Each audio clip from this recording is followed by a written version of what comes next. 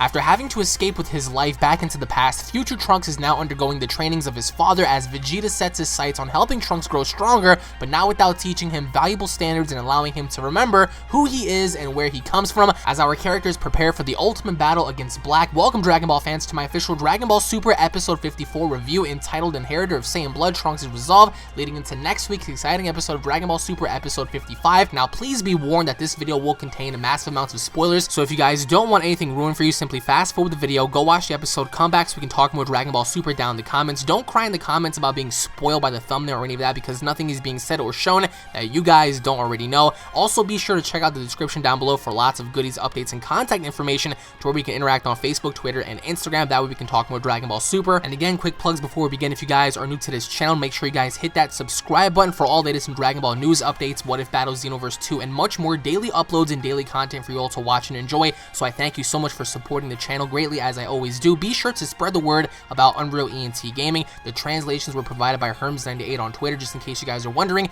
how I was able to pick up on the dialogue prior to the subs coming out. And with that being said, on to the episode now. We start the episode off with future Trunks waking up early in the morning, and he seems to go down by the riverside, and inside of his head we see that he's battling Black, and every single time he sees himself fighting Black, he also sees himself losing, in which case after he was done having that vision, we see him struggling to catch his breath. And meanwhile we see Bulma and Pilaf. We see Bulma fixing up the time machines. She's actually adding fuel onto the time machine because obviously enough, we do have an understanding that our characters are going to be going into the future to fight Black, and although we haven't really seen what Black has been up to right now, one can only assume what he's doing. So we pan on over back to Trunks, and he's hovering over the pond, and we see how Mai just keeps looking at him, and as she's looking at him, we see how Trunks is continuing to, just have his vision, and we see a drop of blood hit the water, and then we see Mai imagining herself being in the position that she was in. She was imagining herself dying, and we see how Trunks is trying to cater and trying to help Mai out. Obviously, Mai has grown a huge liking to Trunks, in which case there was one specific scene where it got a little weird, because in her head we see Trunks attempting to kiss her while she's still a child, but in Trunks' head he's hovering over the pond, and he just continuously keeps imagining himself fighting Black, and every single time he's doing that, he's always losing. So, needless to say, we pan her over to the following scene where something comes crashing down onto the ground, and we see how everyone is struck as to what was going on, but in fact, it turns out to be Beerus and Goku crashing on down to the ground, and Trunks is wondering what was going on, and then later as they're having dinner, we see how Trunks speculates after hearing the story of Zamasu. He speculates that Zamasu used his god powers to disguise himself as Goku, and we says that Beerus and Goku were nosy, and they were trying to take control of the speed while coming home, but of course, in which case, we see how Trunks keeps speculating that, in fact, if Zamasu is the one behind this, then in fact, he was the one to use his godly power to create such a being. And of course, with that being said, we see how Goku and Beerus are actually fighting for food, while Trunks is trying to figure out what the heck is going on. So they break it to Trunks, they tell him that Zamasu and Black have very, very similar ki, and then we see Vegeta. He's obviously bulking up, he's eating those carbs, and we see him eating, but he's also staring at Trunks the entire time. Again, I will talk more about this in my breakdown review coming in about an hour or so, because I know some of you guys want me to keep this brief.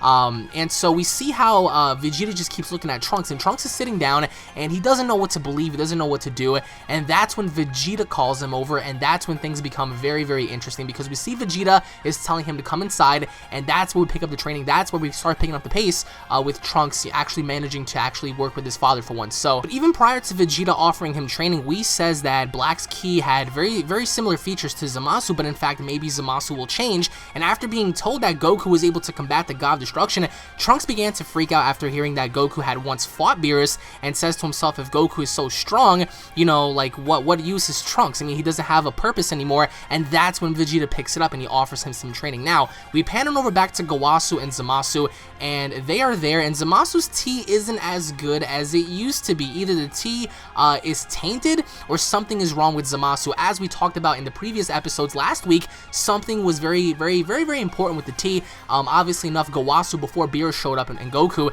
said that the tea was actually very, very good because it was pure, but after Beerus and Whis and Goku had left, something was wrong with the tea. Obviously enough, something was wrong with Zamasu. So we pan on over to where Zamasu and Gowasu walk into the temple, and they seem to come across a bunch of, storage places and whatnot, and we see Gowasu actually pull out somewhat of a box, and inside of the box we see that there were obviously 4 green rings, and we see the time ring. And Zamasu doesn't seem to have much of a first-hand experience with time rings, so once he saw the time rings for himself, he seemed to be very surprised. But Gowasu suggests that they actually go 1,000 years into the future to check out what happens to the barbarians, in which case there was a planet called Planet Babari, in which case they always keep fighting and stuff. So Zamasu suggests that they wipe them all out now, and Gowasu is shocked, because obviously enough, that is the role of the god of destruction. Why does Zamasu keep insisting to destroy stuff when that is not his job to do?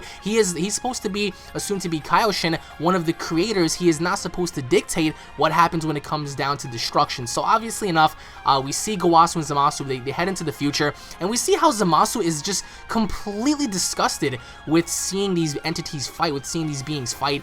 And Gowasu says that this is the talk of gods of destruction, this is not the talk of a Kaioshin. As we talked about before, obviously enough, as of right now, we do know that Zamasu is black, but we're not entirely too sure if it's actually Zamasu in the flesh, or if Zamasu created black out of frustration towards Goku. So Gowasu explains to Zamasu that you can't really use the time rings to change the past, only check out the future. And of course, that's when we see Gowasu take off one of his earrings, and he gives it to Zamasu. So obviously enough, we know where the green earring came from now. Gowasu gave it to him, but Gowasu has good intentions. Gowasu doesn't have any bad intentions. And of course, we see now that Zamasu has now become a full-fledged Kaioshin in the flesh. And as they travel 1,000 years into the future, we see how the barbarians are still fighting, and we see how Zamasu is still pretty much disgusted with that. But we pan it over back to Vegeta and Trunks, and we see how Vegeta pretty much tells Trunks about how the last time they trained and how he was able to reach his super form before they fought Imperfect Cell. And Trunks becomes a Super Saiyan 2 because Vegeta tells him to go all out. And right then and there, Vegeta laughs at Trunks, and he tells them, is that really all you have? And then boom, becomes a Super Saiyan Blue. Really awesome stuff. Again, I'll explain more of that in the breakdown review.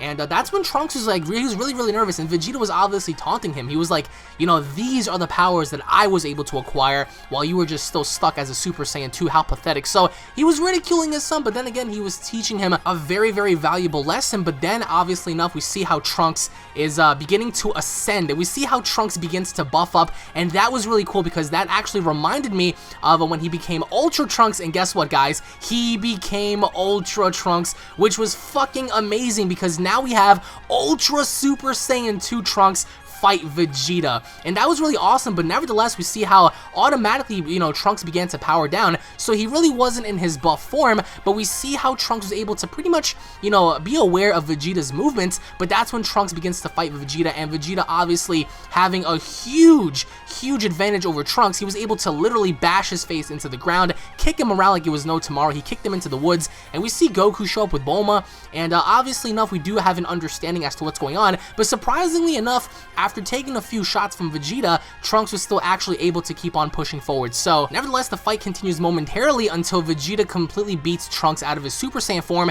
and we see how Trunks is imagining seeing Super Saiyan Blue Goku, Super Saiyan Blue Vegeta fight Black. But then Vegeta begins to get very pissed, in which case I will talk about in my breakdown review. And we see how Trunks is about to cry. Trunks is like, Dad and Goku can handle Black, I don't need to get stronger. And this fails to make Vegeta happy because he knows that his son can do better. But obviously enough, Trunks feels like he's not really needed, and that's why he's feeling so much pain. But nevertheless, towards like the very end, we see how Trunks pretty much headbutts Vegeta, and we see how Trunks is willing to go on and continue, and how he wants to get stronger. And obviously enough, after seeing your dad like just supremely surpass your power in every way, shape, or form, he still managed to knock Vegeta down. Just mere headbutt, but he did catch him off guard. But nevertheless, guys, leave your thoughts down below as to what you guys thought about this particular episode. Did you guys like it? Did you guys hate it? And what are your overall expectations leading into next week's episode? Comment down below and let me know. Once again, guys, thank you all for watching. If you guys are Dragon Ball fans, don't forget to subscribe for more information. If you guys are excited for Dragon Ball Super episode 54, punch that like button square in the face. Leave your thoughts down below. Tune in for more, and I'll be seeing you all in exactly 1 hour in the breakdown review. Take it easy, guys. Peace.